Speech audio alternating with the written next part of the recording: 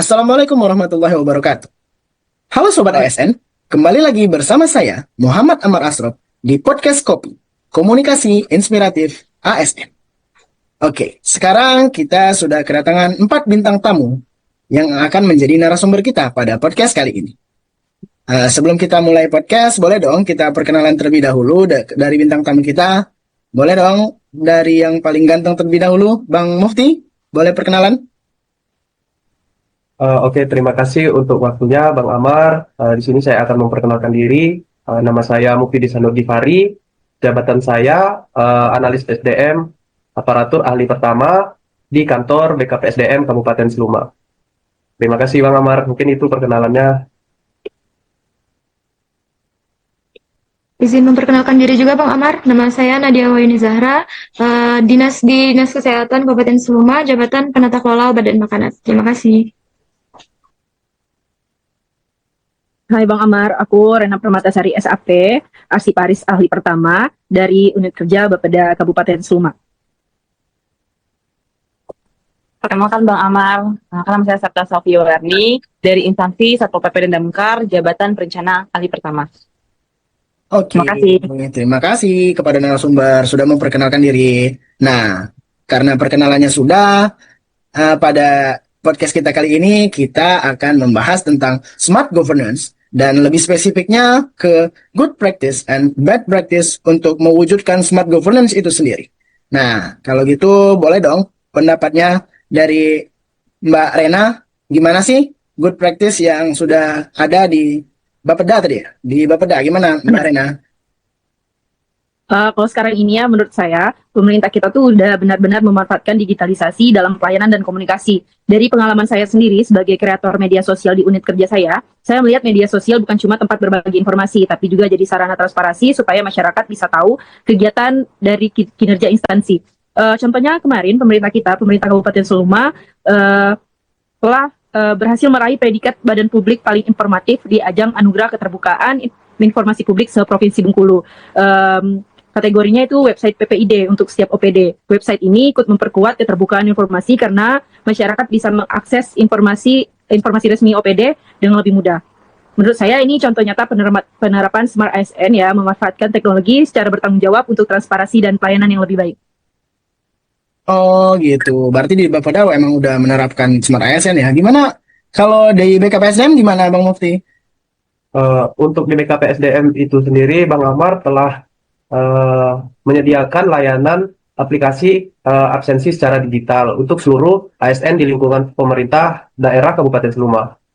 Aplikasi ini sudah menggunakan absensi berbasis selfie face recognition dan juga GPS, sehingga ASN menggunakan aplikasi di smartphone untuk selfie saat absen.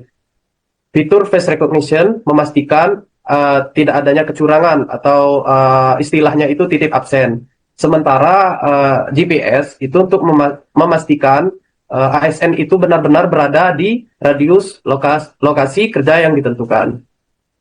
Kemudian melakukan absensi secara digital ini merupakan salah satu langkah untuk meningkatkan efisiensi, akurasi, dan transparansi data secara real time yang sejalan dengan konsep Smart ASN. Kurang lebih seperti itu, Bang Amar. Oh gitu, berarti emang sudah menerapkan ke digitalisasi ya. Kalau Betul, Bang di Amar. kalau di Dinkes itu gimana Mbak Nadia? Kalau di Dinkes juga sudah menerapkan pemanfaatan teknologi informasi dengan menggunakan teknologi diagnostik untuk meningkatkan kualitas pelayanan kesehatan, Bang. Jadi, merupakan bagian dari transformasi digital. Contohnya dengan penggunaan alat diagnostik tes cepat molekuler atau biasa disebut dengan TCM. Alat TCM ini merupakan alat diagnosis modern yang terkomputasi. Pengoperasiannya membutuhkan kemampuan teknologi serta datanya terintegrasi, biasanya terhubung dengan sistem informasi tuberkulosis atau biasanya disebut SITB. Jadi penggunaan TCM ini memungkinkan hasil diagnosis TBC ini menjadi lebih cepat, yaitu biasanya sekitar 2 jam prosesnya dan lebih akurat. Sehingga sejalan dengan prinsip Smart ASN yang profesional dan berorientasi pelayanan atau hospitality. Jadi TCM ini meminimalisir kesalahan hasil dan mempercepat penanganan kasus yang menunjukkan perilaku kerja yang efisien. Seperti itu, Bang. Oh, berarti dari ketiga instansi ini Smart ASN-nya sudah menerapkan digitalisasi ya, modernisasi digitalisasi. Kalau di instansi Mbak Septa di Satpol PP dan Damkar itu gimana Mbak? Udah menerapkan Smart ASN-nya gimana? Oke, Bang Amar, mungkin di Dinas Satpol PP dan Damkar agak berbeda ya dibanding dengan instansi lainnya yang sudah menerapkan digitalisasi. Kalau di Satpol PP dan Damkar, baik atau good praktik Satpol PP dan Damkar Kabupaten Seruma itu sejalan dengan Smart ASN yang dirancang oleh Kementerian Pan-RB, di mana pembentukan relawan pemadam kebakaran atau Redcard di tingkat desa menunjukkan kemampuan ASN membangun jejaring dan kolaborasi dengan masyarakat untuk mempercepat respon darurat, di mana juga peningkatan kapasitas SDM melalui pelatihan dan pembinaan disiplin telah mencerminkan profesionalisme dan integritas, dua karakter utama Smart ASN. Keterlibatan dalam forum koordinasi juga menunjukkan sikap adaptif, terbuka terhadap inovasi dan berwawasan luas. Selain itu, pendekatan humanis dalam penegakan peraturan perda dan edukasi keselamatan kepada masyarakat juga menggambarkan aspek pelayanan prima atau service oriented, di mana Smart ASN tidak hanya berorientasi pada penindakan, tetapi pada pembinaan dan pencegahan melalui komunikasi yang persuasif dan edukatif. Dengan demikian, kehadiran Satpol PP dan Damkar tidak dipandang sebagai aparat yang menakutkan, melainkan sebagai pelindung dan mitra masyarakat. Jadi di tempat kami itu, Bang Amar telah menerapkan Smart ASN di mana menitikan pada profesionalisme dan juga integritas, tetapi belum digitalisasi seperti itu. Oh gitu. Emang kalau di Satpol dan Damkar ini lebih ke orientasi pelayanannya yang lebih ditingkatkan ya emang. Ya, yang gitu Bang Amar. Nah, kan udah diterangkan tadi gimana good practice yang terjadi di instansi masing-masing. Menurut Bang Mufti gimana sih Bang untuk kunci keberhasilan dari mewujudkan good practice tadi? Oke, Bang Amar. Menurut saya nih ya, Bang Amar, kunci keberhasilan dari good practice yang ada di BKPSDM tadi itu adalah aplikasi absensi tersebut telah terintegrasi dengan penilaian kinerja dan disiplin pegawai, sehingga membuat aplikasi absensi ini memiliki dampak langsung terhadap hak dan kewajiban pegawai. Selain itu juga tampilan dari aplikasi itu, aplikasi absensi tersebut mudah diakses dan proses loginnya juga sederhana, sehingga pegawai akan memanfaatkan aplikasi itu dengan optimal. Mungkin itu Bang kunci keberhasilannya dari good practice yang ada di BKPSDM itu. Iya. Nah, kita kan tadi udah ngomongin good practice-nya nih. Sedangkan kita di podcast ini ngebahas tentang bad practice-nya juga. Nah, dari Mbak Rena dulu deh. Kan udah penyampaian tadi good practice. Nah, kalau di bad practice di Bapeda gimana, Mbak?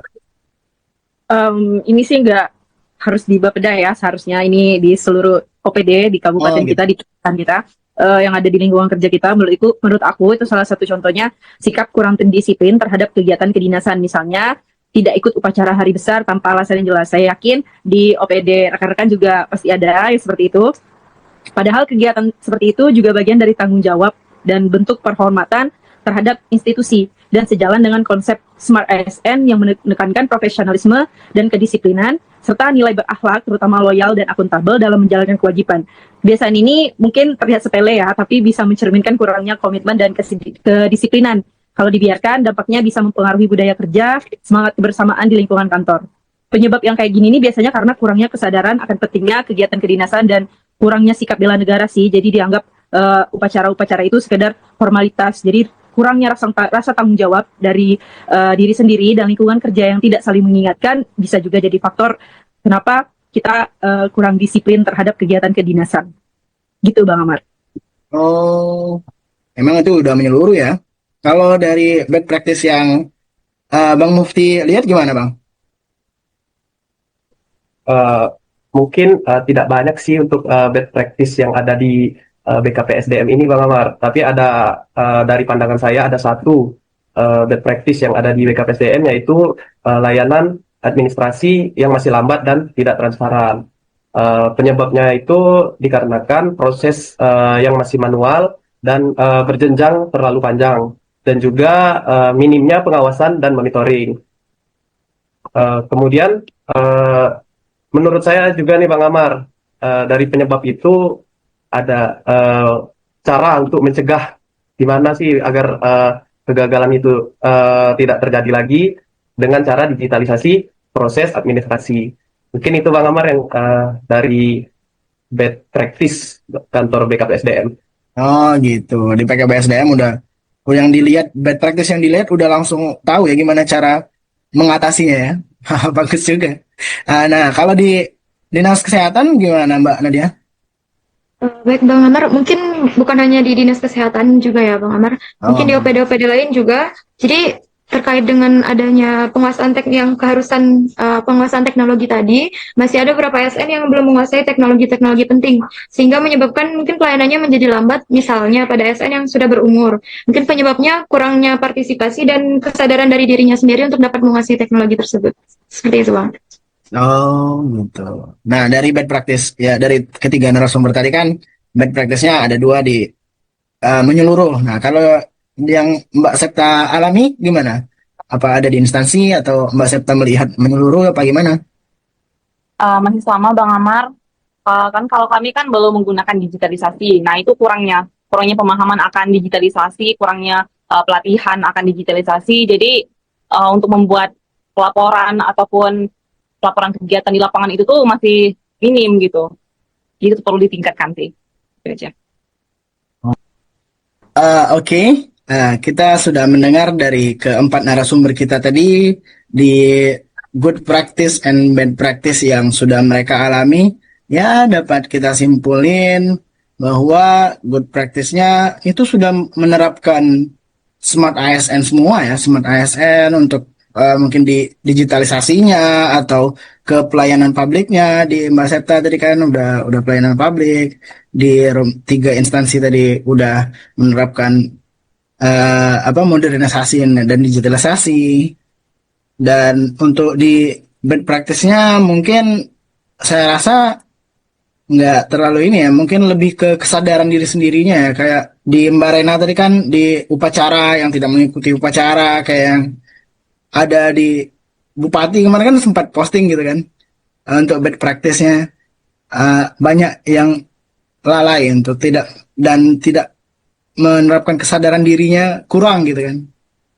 Mungkin itu aja kali ya untuk penerapan kesadaran dirinya lebih ditingkatkan lagi gitu. Baik, mungkin itu saja obrolan kita di podcast kita pada hari ini. Terima kasih kepada empat narasumber kita. Nantikan lagi podcast Kopi Komunikasi Inspiratif ASN. Terima kasih.